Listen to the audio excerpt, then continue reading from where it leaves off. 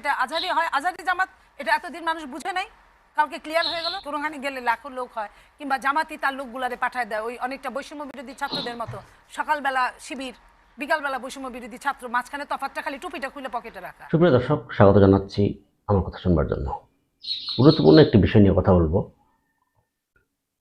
বিএনপির একজন নেত্রী, তিনি জাতীয়তাবাদী তরুণ প্রজন্ম দলের প্রধান সমন্বয়ক নীলুফার চৌধুরী মনি।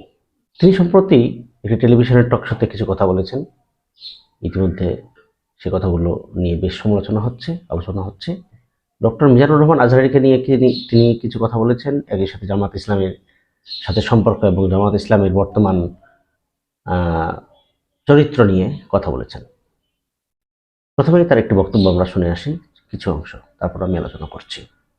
আজকে সেই জামাত যখন এই ক্ষমতার পালাবদলের পরের দিনই যখন বলে এক জালিম গেছে আরেক জালিম আছে, তখন কিন্তু মনে হয় যে ওই যে গ্রামে বলে না যে কাউকে যদি তুমি উপকার করো তাহলে সঙ্গে একটা বাঁশ দিয়ে দিও।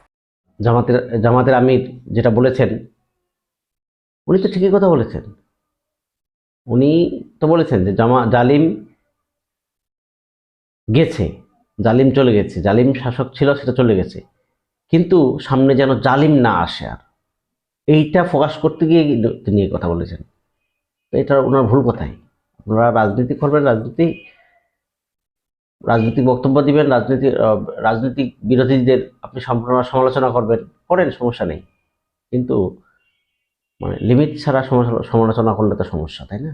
আরেকটি বক্তব্য শুনে আসি আমরা। পরীক্ষিত দেশপ্রেমিক, এই যে বললো যে সঙ্গে কাদের যোগ দিল, পরীক্ষিত দেশপ্রেমিক সেনাবাহিনীকে যোগ দিল। সেনাবাহিনী তো কোনো দল না। সেনাবাহিনী আমার জন্য যা, আপনার জন্য তাই, জাহিদের জন্য তাই, মঞ্জিল ভাইয়ের জন্য তাই, আমাদের সবার জন্য তাই এক। তো সেইখানে তাকে টানার কারণটা কি হলো, এবং নিজেকে এত শুদ্ধভাবে বলা। আর পরীক্ষিত দেশপ্রেমিক কি আপনি না, আমি না, সবাই, প্রতিটা বাঙালি, প্রতিটা বাংলাদেশি দেশপ্রেমিক। এবং যদি বলতে হয়, দেশপ্রেমিক প্রমাণ করতে হয়, তাহলে আমি বলবো সেনাবাহিনীর থেকেও বেশি দেশপ্রেমিক আমি। সবার যার যার জায়গা থেকে সর্বোচ্চভাবে দেশপ্রেমিক, এবং জামাতার দেশপ্রেমিক। অতীত ইতিহাসের কথা বলতেছেন, অতীত ইতিহাস কি শিক্ষা দেয় আপনারা তো নিজেরাও বলেন। ডালিমের বক্তব্য শুনেন নাই? ভারতের গোলামি করার জন্য তো আমরা স্বাধীনতা চাইনি। ভারতের গোলামি করার জন্য স্বাধীনতা কখনোই কেউ চাইনি। আমরা নিজেদের স্বতন্ত্র একটা দেশ হবে, এখানে আমরা স্বতন্ত্র জাতিসত্তা নিয়ে আমরা টিকে থাকব, আমাদের নিজস্ব সম্পদ আমরা নিজস্ব ক্ষেত্রে আমরা কাজে লাগাবো। কিন্তু ভারতের দালালি করে ভারতকে সব কিছু দিয়ে দিব, তার বিনিময়ে স্বাধীনতা তো আমার দরকার নাই। বাড়িটা আপনার,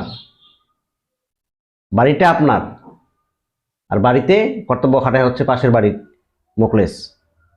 তো এই বাড়ি আপনার থেকে লাভ কি আপনি বলেন?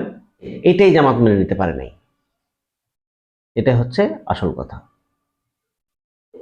চলুন আরেকটি বক্তব্য আমরা শুনে আসি। এই যে আজহারিকে দিয়ে যে কথাটা বলালেন জামাত, এটা তো জামাতের কথা ছাড়া, এটা আজহারি হয়, আজহারি জামাত, এটা এতদিন মানুষ বুঝে নাই, কালকে ক্লিয়ার হয়ে গেল।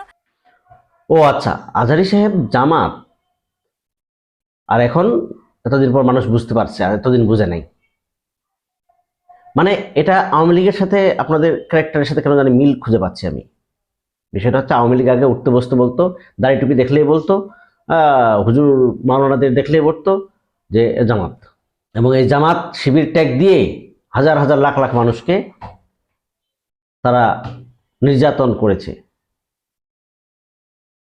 মানুষের কণ্ঠ রোধ করেছে, মানুষের কথা বলার অধিকার কেড়ে নিয়েছিল।